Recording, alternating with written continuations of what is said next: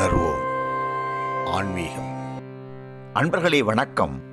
ஆண்டாள் தோழிகளோடு நப்பிண்ணையும் கண்ணனும் உறங்கிக் கொண்டிருக்கின்ற அந்த அறைக்கதவை தட்டி கொண்டிருக்கிறார்கள். கண்ணனும் எழுந்திருக்கவில்லை, நப்பிண்ணையும் எழுந்திருக்கவில்லை. பாடல் 19.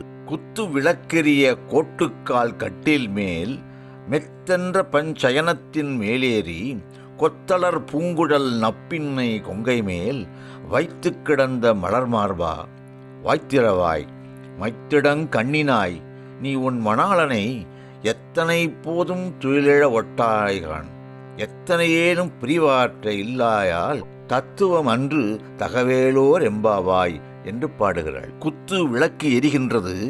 யானை தந்தத்தால் செய்த கட்டிலுக்கு மேல் மென்மையாக இருக்கக்கூடிய அந்த 5 வித தன்மையை கொண்ட அகன்ற படுக்கை, அந்த 5 வித தன்மையை கொண்ட படுக்கையில், அதாவது வெண்மை, மென்மை, நறுமணம், குளிர்ச்சி, அழகு கொண்ட படுக்கையில், அகன்ற படுக்கையில் மலர்ந்த பூக்களை கொத்து கொத்தாக சூடிக்கொண்டிருக்கின்ற நப்பின்னையின் தனங்களின் மீது சாய்ந்திருக்கின்ற மலர் மார்பனே என்று ஏகாந்த நிலையில் இருக்கும் கண்ணனை வாய் திறக்கச் சொல்கிறாள்.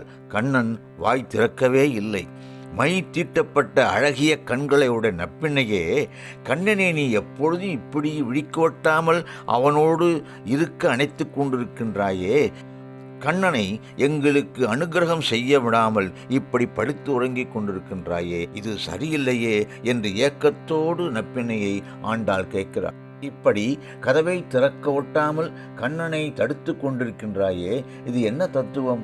எங்களுக்கு ஒன்றும் புரியவில்லையே, நீ கருணை செய்வதாகவே எங்களுக்கு தெரியவில்லையே என்பதாக பாடுகிறாள். ஸ்ரீ வைஷ்ணவ சம்பிரதாயத்தில் ஒரு ஆச்சாரியார் வைபோகத்தை சொல்வதாக இந்த பாடல் அமைந்துள்ளதாக உபன்யாசர்கள் சொல்லி மகிழ்வார்கள் என்று சொல்லி இந்த அளவிலே முடிக்கின்றேன். நன்றி, வணக்கம்.